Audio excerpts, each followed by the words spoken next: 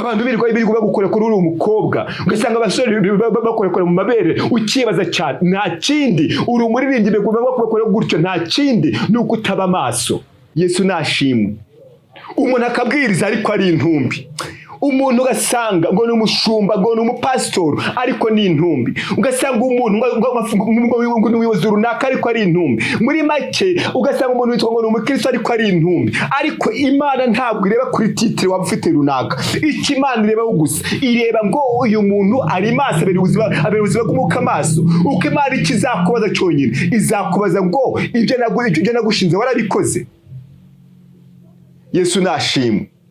Isa no kwibaza, Yesu aramutse ampamagaye Isa yasanga ameze gute? Yesu aramutse ampamagaye Isanga yasanga mpagaze gute? Niyo mpamvu usabwa kuba maso. Ba maso kuko ibituma usinzira birahari, ba maso kuko ibituma ibikwambura ubuzima bw'umwuka, ibikwambura ubuzima, ibituma usinzira, ibituma upfa mu mwuka ni byinshi kandi birahari. Abantu benshi cyane barapfuye mu mwuka, aho usanga umuntu asambana akitwa ngo ni umukristo, akakomeza akagenda akavuga ngo ngiye ngo ndi umukristo, akajya kubwiriza ngo yarasambanye, akajya gukora ibintu byose muri make afite yantu akakomeza gukora. Ariko aho ngaho Imana yikurebye ibona uri intumbiri, aho ngaho ubona warapfuye, ubona nta kintu umaze.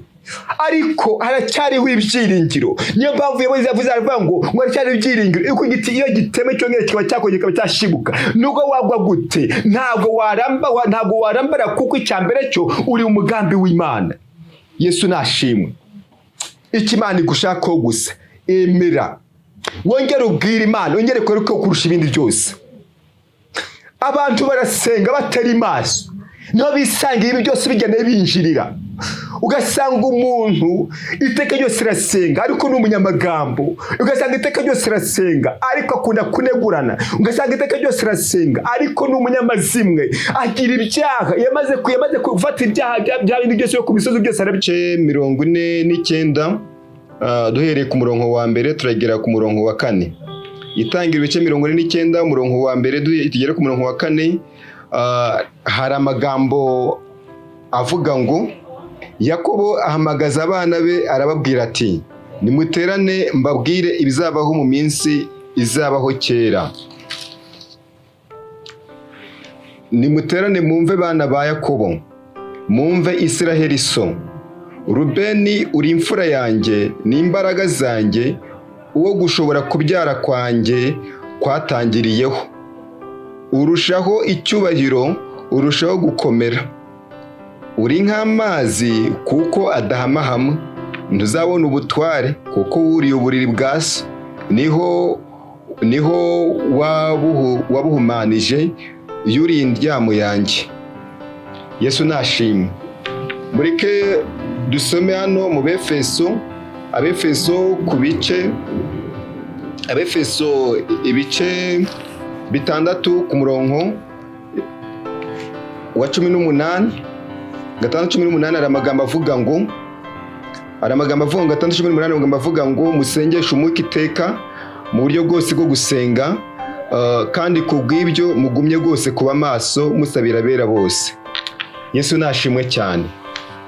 Turi ku ijambo rivuga ngo kubera maso ubuzima bw'umwuka. Yesu nashimwe. Rero bavuga kuba maso, haba maso umuntu usa naho n'ubundi yararangaye. Iyo umuntu arangaye niko ava n'ubundi ngo yabaye maso. So none kuvuga ngo ube maso bakusaba kuba maso bitewe nuko usa naho warurangaye cyangwa warusinziriyeho gato, bavuga ngo kanguka ube maso, kuko ntabwo waba maso usinziriye, ntabwo byashoboka. Rero muri make iyo umuntu asinziriye ameze nk'umuntu wapfuye, ameze nk'umuntu muri make usa naho wapfuye muri rusange. None niyo mpamvu gusa ko ngo ba maso. Rero kuba maso ngo kubera maso ubuzima bw'umwuka ni ibintu muri make abantu benshi cyane n'ubundi badakunda cyane gupfa guhita basobanukirwa cyane mu buryo budasanzwe. Ariko ndagira ngo ngufashe kuri iki kintu, kuko no mu bintu bidufasha cyane muri urugendo rujya mu ijuru harimo ijambo bita kuba maso. Rero iyo utari maso iteka ryose, icyo ari cyo cyose n'ubundi kirara cyose kagenda kigutondagira uko bikene uko bwije. Impamvu umuntu yisanga nk'urugero akisanga ari ibyaha runaka ari kugenda yisanga muri kugenda akora, biterwa nuko ataba yabaye maso. Ariko iyo wabaye maso hari ibintu bitashobora kuba byagutinyuka. Iyo wabaye maso hari abantu batashobora kugutinyuka. Iyo wabaye maso hari ibyaha utashobora kuba wakora mu buzima bwawe bwa buri munsi. Yesu nashimwe. Rero kuba maso, iri ni ijambo na Yesu yakoresheje mu gitabo cyo hariya muri Luka 22 abwira abigishwa be ngo nimubane nanjye amaso akanya gato. Icyo gihe yari arimo asenga, arimo yitegura inzira y'umusaraba wo kujya i Getsemani. Bisaba yuko agomba kubanza guca mu gashami k'i Getsemani ngo abanza agenda abanza asenge. Noneho agarutse asanga abigishwa bafashe umwanya basinziriye. Muri make nta nubwo bitaye ku bintu bagiye guhura nabyo, bitamure ku ntambara bagiye guhana z'uko bimeze. Yesu nibwo yaje avuga ngo nimurebe ukuntu byize mwabana nanjye maso akanya gato, byibuze biraza kuba bihagije. Yesu nashimwe cyane. Rero reka tujye ku magambo twadusomye hariya. Igitabo cy'Itangiriro tubizi neza ko n'umundi ko ari Mose wacyanditse nk'uko tubizi muri rusange. Kimwe mu bitabo bigera muri 6 yanditse.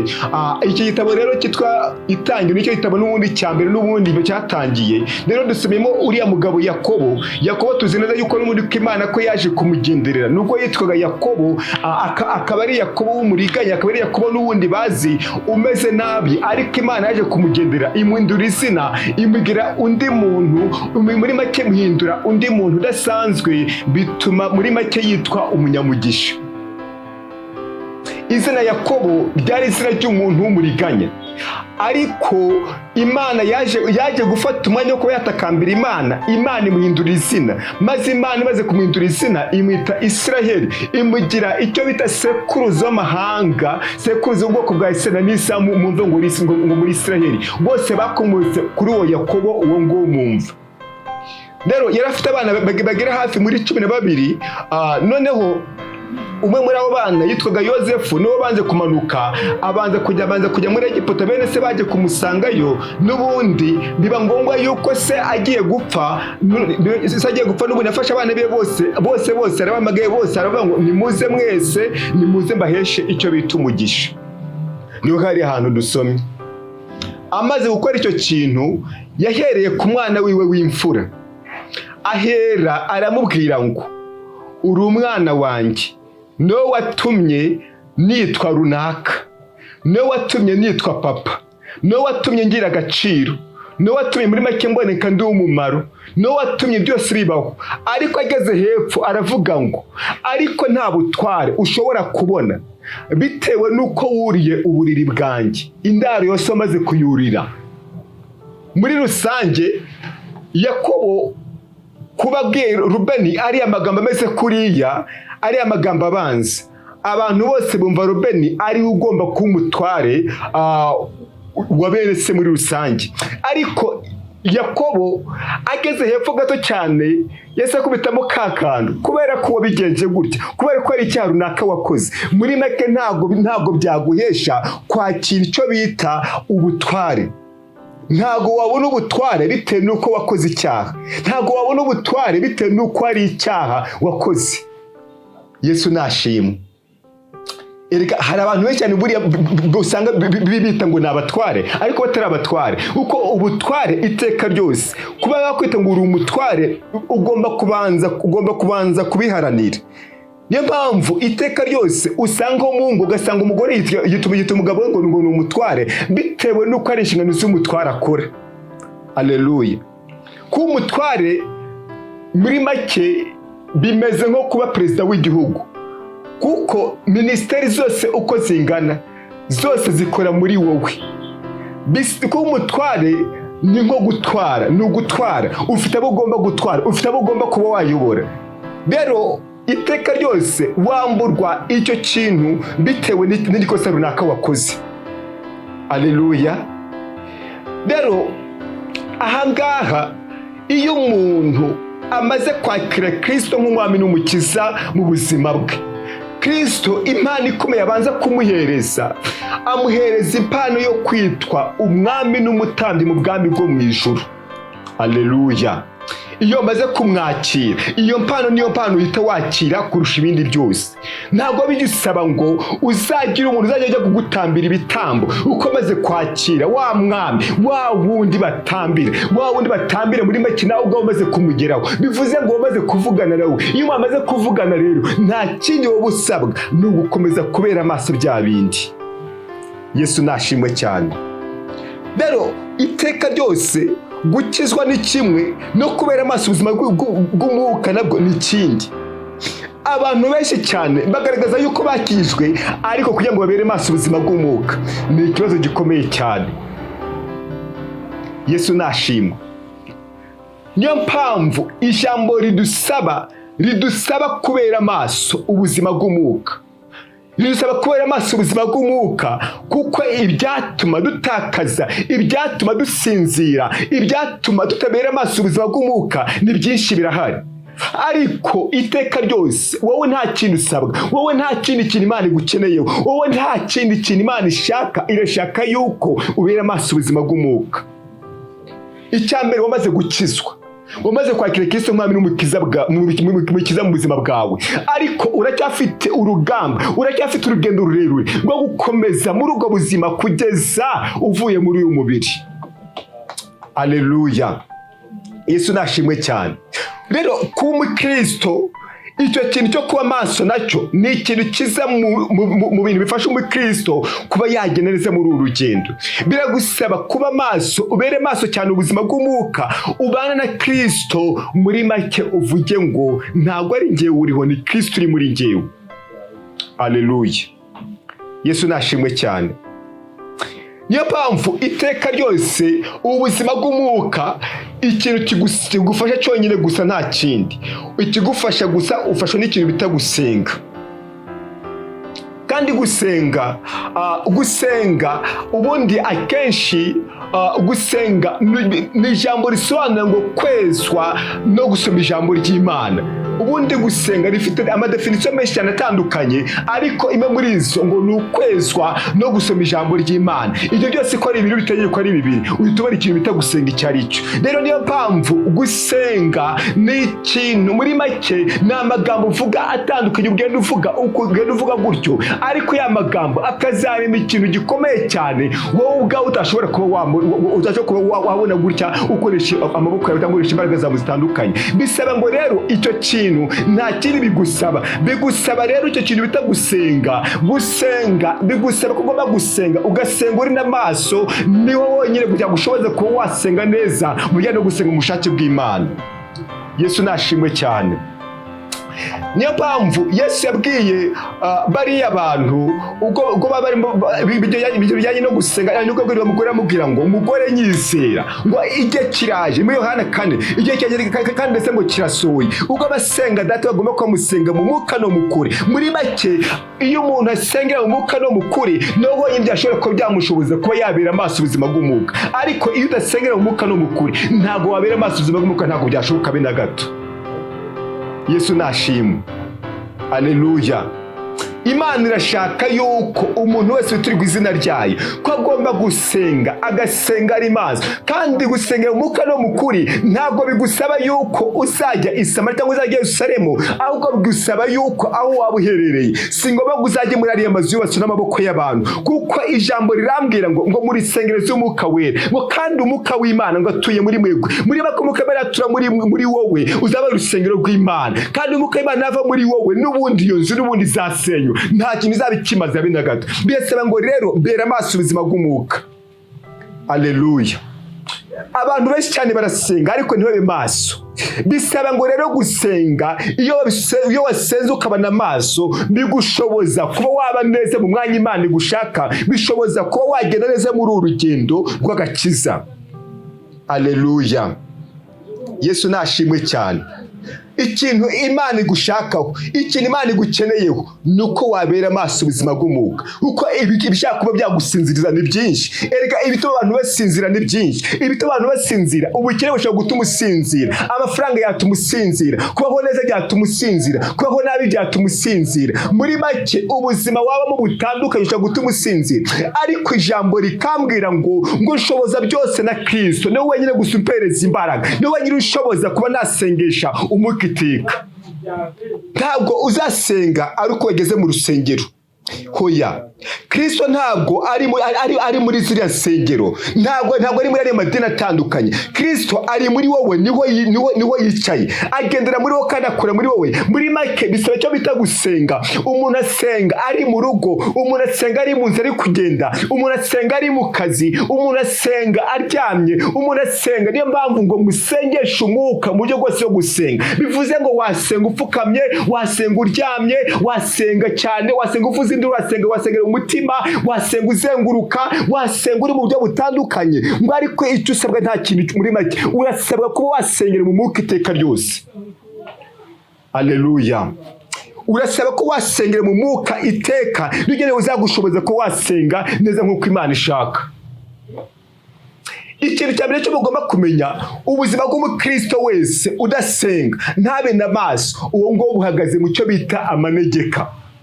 Ngo kuba ko umukristo, igiguza na Kristo ni isengesho. Igituma Kristo akubona neza ni rya sengesho. Rero nutujya mu mwanya ngo usenge neza, ngo winjire neza, ngo usenge neza, ushake Imana, uhamagara Imana, icyo ushaka cyose ukibwira Imana, bizakugora muri ubu buzima duhagazemo. Iyi saha nta muntu muri make ukwitayeho, nta muntu muri make urimo arakurebaho wenyine. Ni Kristo wenyine gusa niwe uri kurebaho. Bamaso ibikurangaje byose, ibituma byose usubira inyuma, ibituma byose wiganyira, ibituma byose wiheba, ibituma byose wisanga usubira rwa buzima bwa bundi wahozemo, byose byirukane, byose bikure mu nzira zawe, byose byirukane burundu. Ahubwo wongere wemerera Imana, wongere ubwire Imana ngo ndaje, wongere unyambike imbaraga. Yesu nashimwe. Aleluya. Imana irashaka yuko mwongera gukanguka. Imana irashaka yuko mwongera kubera maso ubuzima bw'umwuka. Imana irashaka yuko mwongera gukanguka, kuko abantu benshi cyane barasinziriye. Imana yabareba ikabona bameze nk'intumbi, ikabona bameze nk'abantu bapfuye kera. Ukabona umuntu aragenda ariko muri make ukabona umuntu ari kugenda ariko yapfuye ahagaze. Yesu nashimwe. Umuntu akabwiriza ariko ari intumbi. Umuntu ugasanga ngo ni umushumba, ngo ni umupasitori ariko ni intumbi. Ugasanga umuntu ngo ni umuyobozi runaka ariko ari intumbi. Muri make ugasanga umuntu witwa ngo ni umukristo ariko ari intumbi. Ariko Imana ntabwo ireba kuri titire waba ufite runaka. Icyo Imana irebaho gusa, ireba ngo uyu muntu ari maso, abera ubuzima bw'umwuka maso. Uko Imana ikizakubaza cyonyine, izakubaza ngo ibyo nagushinze warabikoze. Yesu nashimwe. Isa no kwibaza, Yesu aramutse ampamagaye, Isa yasanga ameze gute? Yesu aramutse ampamagaye, Isa yasanga mpagaze gute? Niyo mpamvu usabwa kuba maso. Ba maso kuko ibituma usinzira birahari. Ba maso kuko ibituma ibikwambura ubuzima bw'umwuka, ibikwambura ubuzima, ibituma usinzira, ibituma upfa mu mwuka ni byinshi kandi birahari. Abantu benshi cyane barapfuye mu mwuka. Aho usanga umuntu asambana akitwa ngo ni umukristo, akakomeza akagenda akavuga ngo ngiye ngo ndi umukristo, akajya kubwiriza ngo yarasambanye, akajya gukora ibintu byose muri make afite runaka akomeza gukora. Ariko aho ngaho Imana yikurebye ibona uri intumbira, aho ngaho ubona warapfuye, ubona nta kintu umaze. Ariko haracyariho ibyiringiro. Niyo mpamvu yavuze aravuga ngo haracyariho ibyiringiro. Uko igiti iyo giteme cyongera kiba cyakongera kikaba cyashibuka. Nubwo wagwa gute ntabwo warambara, kuko icyambere cyo uri umugambi w'Imana. Yesu nashimwe. Iki Imana igushakaho gusa, emera, wongere ubwire Imana, wongere kwereka kurusha ibindi byose. Abantu barasenga batari maso, niho bisanga ibi byose bigenda binjirira.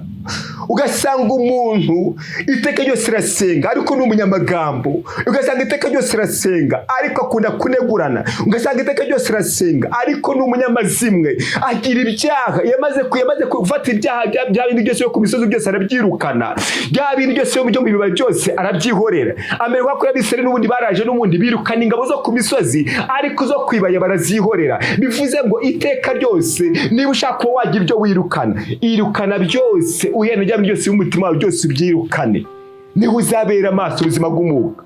Impamvu usigaye wisanga abantu birirwa bagukora kuri uri umukobwa, ugasanga abasore bakora mu mabere, ukibaza cyane, nta kindi uri umuririmbyi bakora gutyo, nta kindi ni uko utaba maso.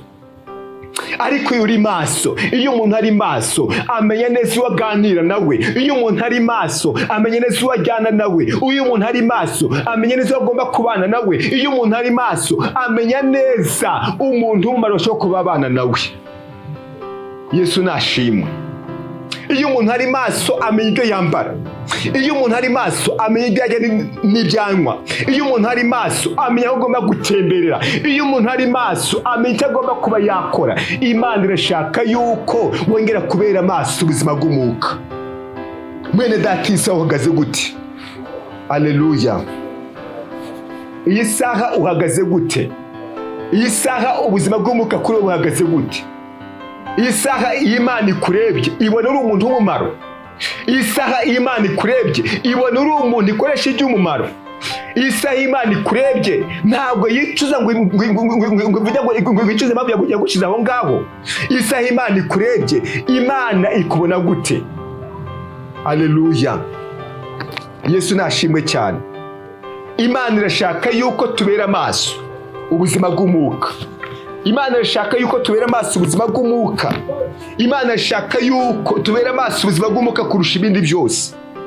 Yesu nashimwe. Ubuzima bw'umwuka bwakuri buhagaze gute?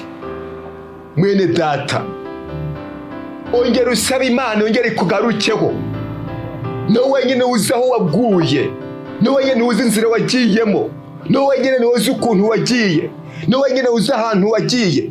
Icyambere cy'igomba kumenya, ufite kugira icyubahiro cyo mu isi, ariko mu ijuru batakureba neza, ariko mu ijuru batakumva neza. Ariko iyi saha Imana ntabwo yitaye cyane ku byaha umaze gukora uko bingana. Yo ubwayo yiteguye ko yaguha imbabazi, yo ubwayo yiteguye ko yakubara iteka ryose. Wowe nta kintu usabwa, emera, wemerera Imana izi kuyobore, wemerera Imana iziture muri wowe, yongere igendere muri wowe, yongere ikore muri wowe, kuko Imana iba muri wowe nibyo nyine bizagushoboza kubabera amaso ubuzima bw'umwuka. Aleluya. Yesu nashimwe cyane. Ndasenze, ndashaka kuba nagusengera kugira ngo Imana yongere igufashe, yongere igushoboze. Wowe ubwawe urimo urabwira Imana ngo hari ibintu runaka kugira ngo bitari byasohora, ngo hari ibintu runaka uri gushaka ku Mana ngo bitari byakunda. Ariko banze wibaze, iyi saha ndi maso, iyi saha Imana y'indebye imbonamo umumaro, iyi saha mbereye maso ubuzima bw'umwuka. Niyo mpamvu iteka ryose hari abantu bagiye basenga Imana bagasanga kuba bategereza zibaye ikibazo gikomeye cyane. Rero wafata umwanya wo kwiheba, umwanzi nako yagusanga muri wa mwanya, akagira ibintu byinshi ashobora kuba yakwereka bitandukanye. Ariko urasabwa kugira ngo wongere ugirire Imana icyizere, wongere wibuke yuko hari ibintu bitandukanye Imana yagiye ikora ku buzima bwawe. Ya Mana mwabanye cyagiye, ya Mana mwabanye cyagiye uri mu bwa buzima, hari ahantu Imana yagukuye. Iyi saha uramutse ureba ifoto yawe ya kera n'ifoto y'iyi saha, usanga hari ibitangaza by'Imana, usanga hari amashimwe Imana yagiye ikora menshi atandukanye. Niyo mpamvu iyi saha kongera kugira Imana icyizere, urasabwa kongera kugira Imana icyizere, urasabwa kongera kwizera Imana, wongere uyizere, wongere uyishikamishe umutima. Kandi ijambo riramubwira ngo izamurinde ubishikamishe umutima, uzamura amahoro masa, kuko icyambere ngo mwiringira iteka ryose. Urasabwa kongera gusaba Imana yo ubwayo ikubere maso. Amen. Yesu nashimwe cyane. Mwene data, Imana irashaka yuko wowe ubwawe wongera gusaba Imana imbaraga, kuko nuzisaba Imana imbaraga, buri wese azakumenyera, buri wese azagukora ibyo ashaka, buri wese azakujyana aho ashaka. Ariko nubera amaso ubuzima bw'umwuka, uzamenya neza kubana n'Imana. Yesu nashimwe. Niyo mpamvu muri iyi Bw'Imana aravuga ngo ngiye ngo ndi umukristo kandi ngo zahora ndiwe. Mu bintu byose ngo igeza kugupfa ngo zahora ndi umukristo. Imana ishimwe. Kone kuri umukristo iyi teka ryose iyi saha uhagaze gute? Iyo wirebye ubona uri umukristo. Iyo wirebye ukareba ibyo ukora ubona uri umukristo. Iyo urebye inzira zawe umazemo igihe, iyo urebye ubuzima bwawe, urebye ukuntu ugenda, iyo urebye imbuto waba wera ahantu hatandukanye, zerekana yuko uri umukristo. Kwita kuri umukristo utari maso, icyo ni ikibazo gikomeye cyane. Uko kuba umukristo no kuba maso byose birajyana. Haleluya. Imana irashaka yuko wongera gufata iya mbere yo kongera kuba wakongera kwegera Imana. Niyo mpamvu ijambo rimbwira ngo nimwegere Imana ngo izabegera, ngo munge Satani n'ubundi ngo azabagwanya iteka ryose. Niyo mpamvu bivuga ngo muyoborwe n'Umwuka wera w'Imana y'ubwayo, kuko ngo mutazakora ibyo kamere irarikira. Kuko kamere ishaka, muri make ishaka bya bintu byose Umwuka adashaka. Haleluya. Kuba umukristo biga no kuba maso. Birasaba ngo bera amaso ubuzima bw'Umwuka, bera amaso ibyo uvuga, bera amaso ibyo ukora, bera amaso ibyo ureba, bera amaso ibyo wumva, bera amaso ibyo utekereza, bera amaso bwa buzima bwose ufatira umwanzuro, bera amaso buri kimwe cyose ubwira Imana. Komeza unyobore, komeza unyobore. Haleluya. Yesu nashimwe cyane. Tabizeza ku message ngizi abantu benshi nta nuko bazishaka, nta nuko bazikina, nta nuko bazifuza, ariko tuzavuga ukuri. Uko Yesu ijambo aravuga ngo nimugende mwigisha abantu kuba bigishwa abandi, mugende bigisha abantu babwe umugambi ko mu ijuru ngo buri hafi, abantu bihane bave mu byaha. Rero nta kindi Imana irashaka yuko ibyo kura byose waba uririmba uri maso. Ureke komeza kuririmba uri intumbi, ureke komeza kubwiriza uri intumbi, ureke komeza kugenda ucuranga uri intumbi, ureke komeza uvuga ngo uri umushumba uri intumbi, ureke komeza kuvuga ngo uri umuzunaka uri intumbi, ugashumba itorero kuri intumbi, ugasanga muri make ufite ibyo witiriwe ngo ni izina ry'Imana, ariko wowe ubwawe uzeze yuko uri kuri intumbi. Imana ashaka yuko wongera kuza, Yesu yongera kuzura. Yesu ashaka kongera kuba yakuzura. Uko ntabwo yitaye ku bintu byamaze kunuka, nubwo hari byamaze kunuka, ariko Yesu yisara ashaka yuko yakongera kuba yagusubiza ubuzima. Nubwo amaze kubwamburwa ukaba utakiri muri make, ukameze nk'umuntu amaze gupfa, ukameze nk'umuntu wapfuye kera, ariko Yesu ari ku ntebe y'imbabazi kugira ngo abe yakugirira impuhwe, ngo yakugirira imbabazi. Yesu nashimwe. Icyo Imana igushakaho, emera ubwira Imana ngo nje ukondi, ndashaka yuko wampa imbaraga zinshoboza kubera amaso ubuzima bw'Umwuka. Yesu nashimwe. Tugiye gusenga, ariko nibaze cyane kuri aya magambo, uyatekerezeho cyane. Reka duseme hano mu Byahishuwe ku bice byaho 3:18. Byashuwe 3:18 hari amagambo avuga ngo, Byashuwe ibice 3:18 hari amagambo avuga ngo dore ndakugira inama, ungureho izahabu yatunganirijwe mu ruganda, ubone uko umutunzi, kandi ungureho imyenda yera kugira ngo wambare isoni z'ubwambure bwawe zitagaragara, kandi ungureho umuti wo gusiga ku maso yawe kugira ngo uhumuke. Yesu nashimwe. Amena. Hano kuko amagambo avuga ngo nzi imirimo yawe yuko udakonje kandi ntubiri, iyaba wari ukonje cyangwa wari ubise. Nuko rero kuko uri akazi uyazi, udakonje ntubiri, ngiye kukuruka, kuko uvuga uti ndi umukire, ndatunze kandi ndatunganiwe, ntacyo nkenye, utazi yuko uri umutindi wo kubabarirwa kandi uri umukene n'impumyi, ndetse wambaye ubusa.